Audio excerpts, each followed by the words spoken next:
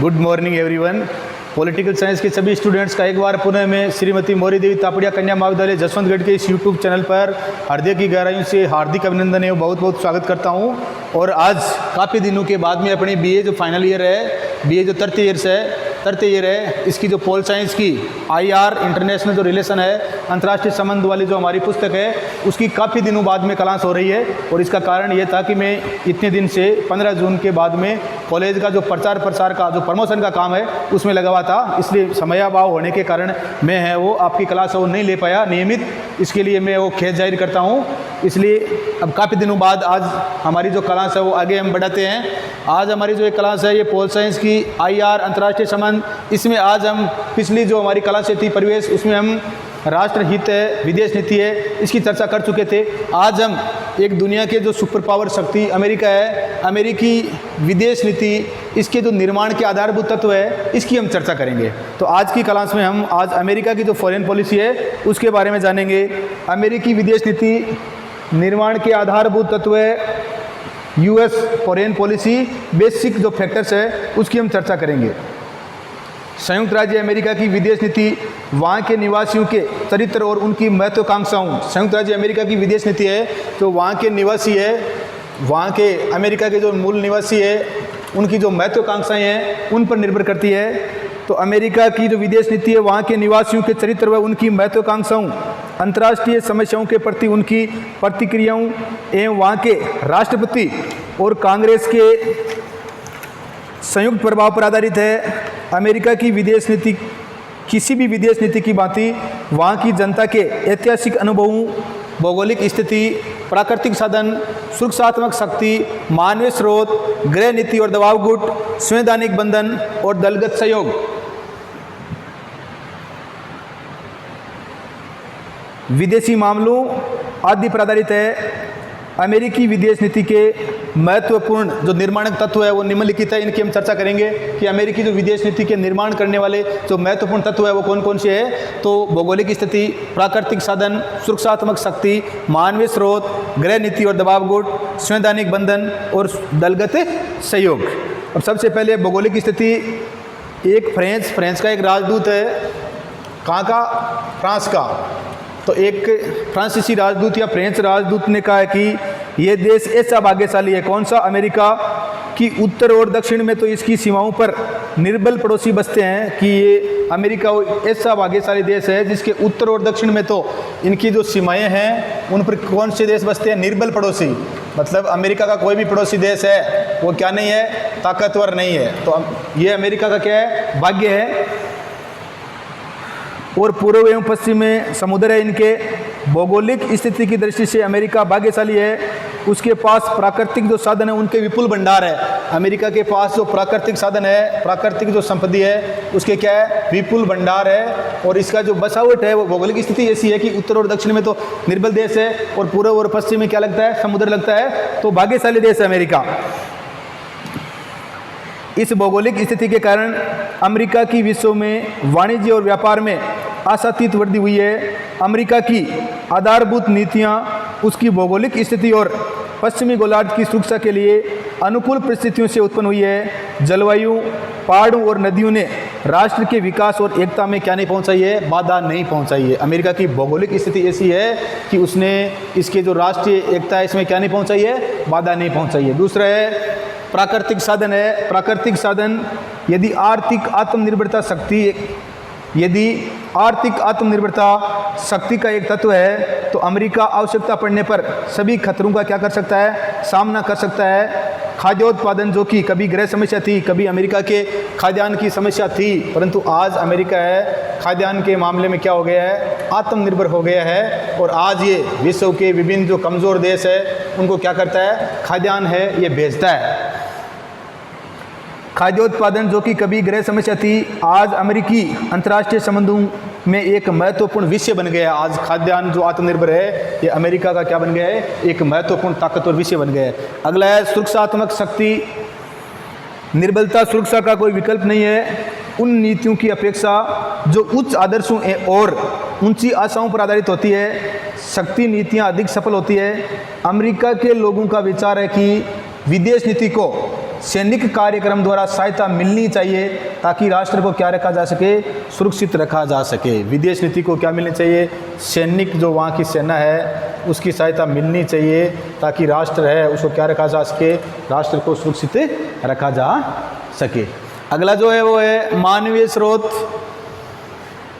औसत अमेरिकी श्रमिकों का प्रति व्यक्ति उत्पादन अधिकतर गैर पश्चिमी देशों के श्रमिकों के उत्पादन की तुलना में बहुत ऊंचा है। अमेरिका के जो श्रमिक है उनका जो उत्पादन की जो क्षमता है श्रमिकों की, या श्रमिकों की जो उत्पादन क्षमता है वो जो गैर पश्चिमी देश है उन देशों की तुलना में काफ़ी क्या है, ज़्यादा है।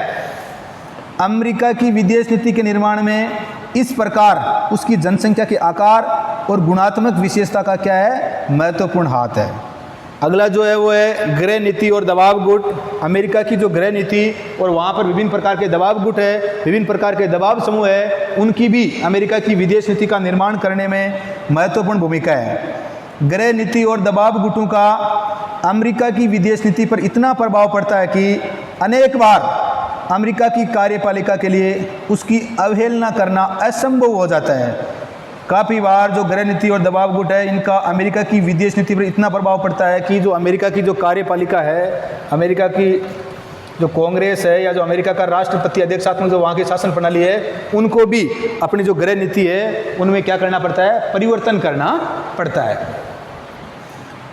अनेक बार अमेरिका की कार्यपालिका के लिए उसकी अवहेलना करना असंभव हो जाता है। अमेरिका की फिलिस्तीन संबंधी नीति अल्पसंख्यक यहूदियों की मांग को ध्यान में रखकर बनाई गई थी। अमेरिका में जो फिलिस्तीन संबंधी जो नीति है वो अल्पसंख्यक जो यहूदी धर्म के जो लोग हैं उनको ध्यान में रहकर क्या बनाई गई थी, नीति है वो इस प्रकार की नीति है बनाई गई थी। धार्मिक और व्यापारिक संस्थाएं तथा दूसरे सामाजिक संगठन भी विदेश नीति को अपने हितों के अनुरूप प्रभावित करते रहते हैं। अगला जो है वो संवैधानिक बंधन। संवैधानिक बंधन में देखो, जनतंत्रात्मक और संघीय प्रणाली वाला राष्ट्र होने के कारण अमेरिका वो लोकतंत्रात्मक या जनतंत्रात्मक संघीय शासन प्रणाली वाला राष्ट्र है, और संघीय शासन प्रणाली वाला राष्ट्र होने के कारण अमेरिका की विदेश नीति को अनेक संवैधानिक संकटों का सामना करना पड़ता है। संविधान और सर्वोच्च न्यायालय के निर्णयों ने विदेश नीति के संचालन में केंद्रीय सरकार के हाथों को जकड़ रखा है। राष्ट्रपति को यदि विदेश नीति के संचालन की जिम्मेदारी दी है तो युद्ध और संधि आदि के जो निर्णय हैं उन पर क्या है, सीनेट है। अमेरिका की जो संसद है उसे सीनेट कहते हैं, और सीनेट के 2 सदन है। ये अमेरिका की जो संसद है उसे कांग्रेस कहते हैं। क्या कहते हैं, कांग्रेस कहते हैं। और कांग्रेस है, इस कांग्रेस के 2 सदन है, एक तो सीनेट और एक हाउस ऑफ रिप्रेजेंटेटिव। जिसे सीनेट है वो अपने भारत की जो राज्यसभा है इसके समान क्या है, उस सदन है, और जो हाउस ऑफ जो कॉमन सभा है या हाउस ऑफ जो रिप्रेजेंटेटिव है वो अपने लोकसभा के समान है। तो इस बात का ध्यान रखना है, गलती से बोल दिया गया, इस बात का ध्यान रखना। अमेरिका की जो संसद है उसे क्या कहते हैं, कांग्रेस। अमेरिका की जो संसद जिस प्रकार से भारत की संसद है वैसे अमेरिका की संसद है उसे वो कांग्रेस है। अपने यहाँ पर कांग्रेस एक राजनीतिक दल है, इनकी हम प्रीवियस वीडियो में चर्चा कर चुके हैं। और उसमें भी जिस प्रकार से भारत की संसद में 2 सदन है वैसे अमेरिका की संसद में भी 2 सदन है, एक तो सीनेट है और दूसरा हाउस ऑफ जो रिप्रेजेंटेटिव, मतलब उसे बोलते हैं निम्न सदन। ये जो सीनेट है ये दुनिया का जो ऊंचा सदन, जो उच्च सदन है, दुनिया का ताकतवर कौन सा है, सीनेट है। तो कहने का मतलब है वहाँ पर अमेरिका में सीनेट को कुछ इस प्रकार की शक्तियाँ सौंपी गई है कि वो राष्ट्रपति पर क्या रखती है, अपना नियंत्रण रखती है। एक बार फिर मैं माफ़ी चाहता हूँ या खेद चाहता हूँ कि मैंने भूल से या ऐसे बोल दिया था कि अमेरिका है इसकी संसद सीनेट है, तो अमेरिका की संसद है वो कांग्रेस है, और भारतीय संसद की भांति अमेरिका की जो संसद है उसके भी कितने सदन है। अमेरिका की जो संसद है जिसे कांग्रेस कहते हैं जिसके 2 सदन है, एक सीनेट है जो उस सदन अपने राज्यसभा की भांति है, और दूसरा जो है निम्न सदन हाउस ऑफ रिप्रेजेंटेटिव जिसे निम्न सदन कहते हैं, ये लोकसभा की भांति है। तो जो वहाँ का अगर विश्व का कोई भी ताकतवर अगर उस सदन कोई है तो वो कहाँ का है, अमेरिका का है। और इसको इस प्रकार की शक्तियाँ दी गई है सीनेट को कि वो राष्ट्रपति पर भी क्या रखता है, अंकुश रखता है। इस बात का ध्यान रखना। तो संविधान और सर्वोच्च न्यायालय के निर्णयों ने विदेश नीति के संचालन में केंद्रीय सरकार के हाथों को जकड़ रखा है, तो राष्ट्रपति को यदि विदेश नीति के संचालन की जिम्मेदारी दी है तो उसके युद्ध और संधि आदि के निर्णयों पर किसका अंकुश रखा गया है? युद्ध और जो संधि है, राष्ट्रपति अगर युद्ध और संधि के मामले में राष्ट्रपति को किसकी अनुमति लेनी पड़ेगी? सीनेट वहाँ का क्या है? उच्च सदन है। अगर पूछ ले क्वेश्चन छोटा वाला कि दुनिया का सबसे ताकतवर उच्च सदन किस देश का है, तो किस देश का है? अमेरिका का है। नाम क्या है? सीनेट है। ठीक है। और वहाँ की जो संसद है, पार्लियामेंट है, उसे कांग्रेस कहते हैं। इस बात का ध्यान रखना है। वहाँ पर भी 2 सदन है। अमेरिका की जो शासन प्रणाली है वो क्या है? अध्यक्षात्मक शासन प्रणाली है। किस प्रकार की शासन प्रणाली है? अध्यक्षात्मक, प्रेसिडेंटियल जो शासन प्रणाली है वहाँ पर।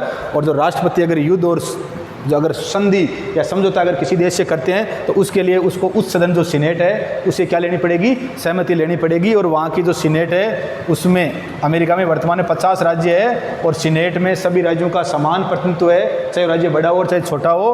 तो कितनी सदस्य संख्या है? 100 सदस्य संख्या है। तो अगर राष्ट्रपति को युद्ध और संधि से संबंधित अगर कोई कार्य करता है तो उसके लिए उसको सीनेट की अनुमति लेनी पड़ेगी। इस बात का ध्यान रखना है।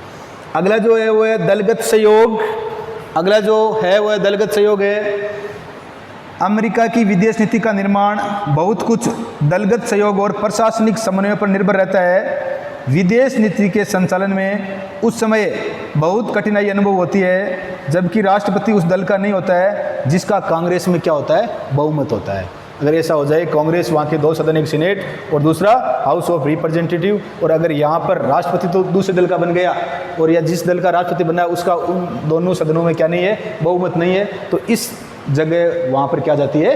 परेशानी है वो आ जाती है। इस बात का ध्यान रखना है। तो आज की हमारी ये क्लास है वो अमेरिकी विदेश नीति निर्माण के आधारभूत जो तत्व है उनकी थी, और इसमें जो ये प्रमुख अमेरिका की विदेश नीति के निर्माण करने वाले आधारभूत तत्व है उनकी हम चर्चा कर चुके हैं। पहला है भौगोलिक स्थिति, दूसरा है प्राकृतिक साधन, तीसरा है सुरक्षात्मक शक्ति, चौथा है मानवीय स्रोत, 5वां है गृह नीति और दबाव गुट, और छठा है संवैधानिक बंधन, और अगला जो है वो दलगत सहयोग। क्योंकि अगर जिस दल का राष्ट्रपति है उस दल का अगर सदन में, कांग्रेस में अगर बहुमत नहीं है तो क्या करना पड़ेगा? सहयोगात्मक भावना से शासन चलेगा। इस बात का ध्यान रखना है। और मैं भूल से बोल गया था, वहाँ पर ऐसे बोल दिया था मैं वहाँ की संसद को सीनेट, जबकि अमेरिका की संसद है वो कांग्रेस है, और वहाँ की जो कांग्रेस है वो संसद है और उसमें 2 सदन है, एक सीनेट है और दूसरा हाउस ऑफ रिप्रेजेंटेटिव, जिसे कॉमन सभा या निम्न सदन भी कहते हैं। और ये सीनेट है, ये उच्च सदन है, अपने भारत में राज्यसभा की भांति है। इसमें 50 राज्यों के समान प्रतिनिधित्व दिया गया है और 100 सदस्य है। तो अगर राष्ट्रपति युद्ध और संधि संबंधी अगर कोई निर्णय लेता है या काम करता है तो उसको सीनेट की क्या लेनी पड़ेगी? सहमति लेनी पड़ेगी। इस बात का ध्यान रखना है। तो आशा करता हूँ आपके जो हमारा ये टॉपिक है अमेरिकी विदेश नीति निर्माण के आधारभूत तत्व, ये समझ में आ गया होगा। और इस वीडियो को लाइक, शेयर और सब्सक्राइब कर देना। और अपनी जो अब आपको पता है यूनिवर्सिटी ने भी कह दिया है कि भाई आपकी परीक्षा होगी, तो इसलिए अपनी जो तैयारी है इसको जारी रखो और वीडियो को लाइक, शेयर और सब्सक्राइब कर देना। जय हिंद, जय भारत।